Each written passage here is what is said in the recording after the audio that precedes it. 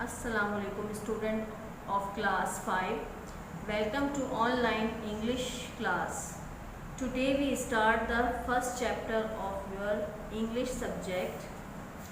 Take out your page number 2 and chapter name is The World in a Wall. The World in a Wall. First of all we are going to discuss the title. इसमें एक दीवार में दुनिया को बयान किया हुआ है। एक दीवार में दुनिया को बयान किया हुआ है। इसका इंट्रोडक्शन हम पढ़ेंगे तो उसको पता चलेगा। इसका इंट्रोडक्शन जब हम पढ़ेंगे तो पता चलेगा कि एक डॉक्टर था जिसने अपने सारे जानवर को एक ही घर में इकट्ठा करके उनको पाला हुआ था, इसलिए उसने ये title the world in the wall दिया हुआ है कि दुनिया के जितने भी जानवर हैं उसने अपने घर में ही रखे हुए हैं। Okay, now move towards the words meaning. First word is bulbous, fat, bulging and round, shaped like a bulb, बुलबुले जैसा, bulging, swelling to outwards, sticking out, फूली हुई, confetti, small pieces of colored paper traditionally thrown on birthdays and marriage ceremonies. चमकदार लहरें, dawdling, being slow, देर लगाना, and raptured, extremely pleased by, निहायत खुश, infinite, limitless, impossible to measure, nihayat, intricate, extremely detailed and complicated, tafsili, pechida, oblivious, unaware, bekhabar, phobia, an extreme fear of something, बेबुनियाद खौफ, predator, an animal that hunts and kills another for food, शिकारी, caused, rejected or stopped, कुचल देना, rapidity, moving or reacting with great speed, तेजी से, reluctantly, with hesitation, unwillingly, हिचकिचाहट के साथ, repercussion, an unintended, unwelcome consequence of an event for action, नतीजा, rotten, large and plump, मोटा ताज़ा, scuttled, ran with quick hasty step, छोटे कदमों के साथ भागना, surreptitiously, secretively, sneakily, चोरी छुपे. Now moving first paragraph. Introduction of book and writer. This extract is from the autobiography My Family and Other Animals by Gerald Drell. ये autobiography my family and other animal से ली गई है। ये chapter जो आपके पास मौजूद है the world in the wall, ये इसी ऑटोबायोग्राफी से ली गई है बाय ये राइटर का नाम क्या है? Gerald Durrell. Durrell was an expert in studying animal. Durrell जानवरों के मुताले में माहिर थे. When he was 10 years old, जब वो 10 साल के थे, ड्रेल, his older sibling and his mother moved to Corfu in Greece to live with Drell's grown-up brother Larry.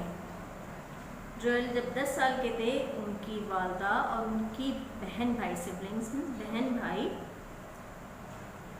Move कर गए कहाँ?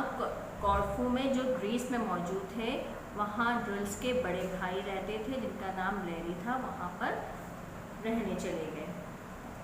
इट वॉज हेयर, जब वो यहाँ थे, that Durrells began to collect and keep animal as a pet. उन्होंने यहाँ पर जानवरों को पालतू जानवरों की तरह जमा करना शुरू कर दिया। द क्रम्बलिंग वॉल, यानी लड़खड़ाती हुई दीवार, that surrounded the garden alongside the house was a rich hunting ground for me। जो भरी हुई थी घर के बाग के साथ एक अच्छी शिकार करने के लिए मेरे लिए मैदान था। ग्राउंड मीन्स मैदान, हंटिंग शिकार करने के लिए। Along the side, garden along the side, घर के बाग के साथ। It was an ancient brick, ये पुरानी ईंटों से बनी हुई थी। Ancient means पुरानी, कदीम, brick means ईंटें। That had been plastered over, but now this outer skin was green with moss। इस पर प्लास्टर किया गया था, जो कि इसकी बैरूनी सतह पर काई के साथ सख्त हो चुकी थी। ग्रीन विथ मॉस, काई, हरी हरी जो दीवार पर, अक्सर आपको जब दीवार गीली मौजूद होती है तो उस पर काई जम जाती है, उसको हरी हरी रंग की, उसे हम कहते हैं ग्रीन विथ मॉस। ब्लगिंग यानी फूली हुई, एंड सैगिंग, ढलकती हुई। Bulging and sagging with the damp of many winters, वो फूली हुई और ढलकती हुई कई सर्दियों से नमी से भरी हुई थी। दीवार की जिक्र हो रहा है, ठीक है। The whole surface was an intact map of cracks, बैरूनी सतह पर दीवार पर काफ़ी क्रैक मौजूद थे, यानी क्रैक्स मीन्स दीवार, दरारें मौजूद थी। सरफेस सतह, बैरूनी सतह पर क्रैक्स मौजूद थे। Some several inches wide, other as fine as hair, इतनी ज़्यादा दरारें थीं कि वो इतनी चौड़ी चौड़ी, यानी सेवरल कई इंचेस तक वो चौड़ी चौड़ी थी, और उस पर हल्के हल्के से बाल जैसे फाइन नज़र आते थे, जैसे जड़ें जड़ें टाइप की होती हैं। हेयर एंड देयर, यहाँ और वहाँ। Large piece had drop off and rebuilt the rows of rose pink bricks lying beneath। बड़े टुकड़े गिर गए थे वहाँ पर ब्रिक्स के, और रिबिल्ड में ये जाहिर हो रहे थे कि ईंटों में रोज पिंक ब्रिक्स, यानी पूरी जैसे नीचे गिरी हुई होती हैं, उस पर लेटी हुई हैं, गिरी हुई नीचे लेटी हुई हैं। The inhabitant of a wall were a mixed lot। दीवार पर जो बाशिंदे रहते थे वो बहुत अक़साम के थे। And they were divided into day and night workers, the hunter and the hunted। और वो वर्कर्स दिन रात में तकसीम थे, जो शिकार हैं और जो शिकारी हैं। At night, रात को, द टॉर्स, मेंढक, एंड गिकोस यहाँ पर छिपकली का जिक्र है। गिकोस वर द हंटर, मेंढक और छिपकलियाँ जो शिकारी थे। There pray was an population of stupid, absent mind, crane flies, moth of all shapes and sizes and returned battles, hurrying with their night's work। उनका शिकार बेवकूफ़ आबादी, यानी पॉपुलेशन आबादी को कहते हैं, स्टूपिड कहते हैं बेवकूफ़ को, प्रे कहते हैं शिकार करने को। एब्सेंट माइंड, गैर हाजिर दिमाग, उनका शिकार बेवकूफ़ आबादी, एब्सेंट माइंड यानी गैर हाजिर दिमाग। क्रेन फ्लाइज, ट्रेन मक्खियाँ, मोत पतंगे, एंड ऑल हर तरह के, हर जिसामत के, साइजेस हर जिसामत के, गोल मटोल रिटर्न बिटल्स, यानी गोल मटोल भंवरे, बिटल्स कहते हैं भंवरों को, जल्दी जल्दी उनके काम करते थे। नाइट्स वगैरह रात के काम करते थे। बाय डे, दिन के वक्त, it was difficult to tell the difference between the prey and the predators. दिन के वक्त शिकार और शिकारी के दरमियान फ़र्क बताना मुश्किल था कि कौन शिकारी है और कौन शिकार करने वाला है। Everything seem to be feed off everything else. हर चीज़ एक दूसरे से खाई हुई महसूस होती थी। द हंटिंग वेट्स, अगर आप सोचें तो इतनी बड़ी दीवार है, उसमें हज़ारों जानवर मौजूद है। इसमें छिपकलियाँ हैं, स्पाइडर्स दिए हुए हैं, क्रेन फ्लाइज मौजूद हैं, मोथ है, बिटल्स मौजूद है।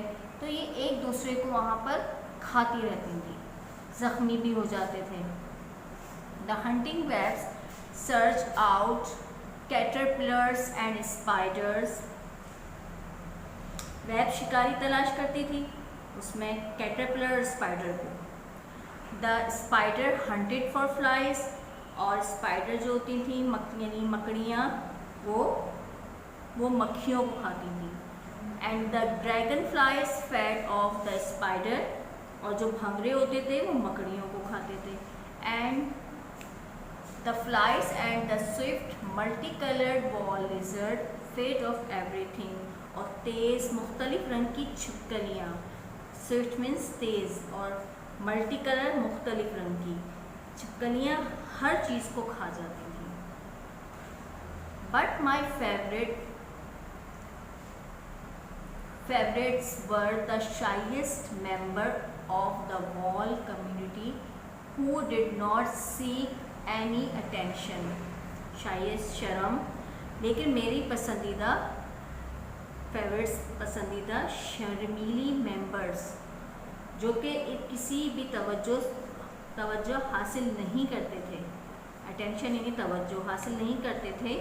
They were also the most dangerous, वो बहुत ज़्यादा ख़तरनाक भी थे।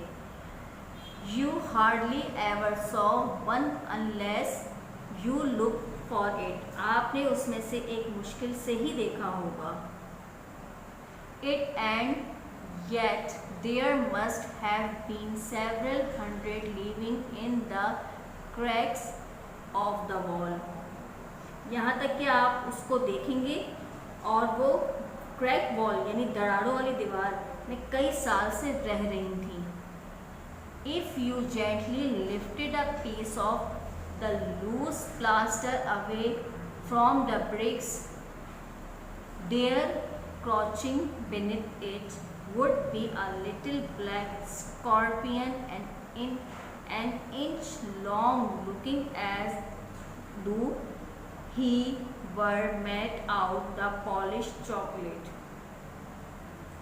अगर आप ईंट का लूज प्लास्टर जो होता है उसका टुकड़ा नमी से उठाएं यानी जेंटली नरमी से उठाएं, तो वो पीस जो है उसके नीचे बहुत ज़्यादा भरी होती है। हो सकता है वहाँ एक छोटा काला बिच्छू जो 1 इंच लंबा मौजूद है, वहाँ देखने में ऐसा हो के जैसे चॉकलेट की पॉलिश की हुई हो, उसमें बनाई हुई हो। Okay class, so here we stop the next paragraph, we will be continue in the next class. हम यहीं तक रुकते हैं और बाकी जो है नेक्स्ट क्लास से हम स्टार्ट करेंगे आगे पैराग्राफ्स की। आप इसकी स्टडी करिएगा, उनको पढ़िएगा। Thank you Allah.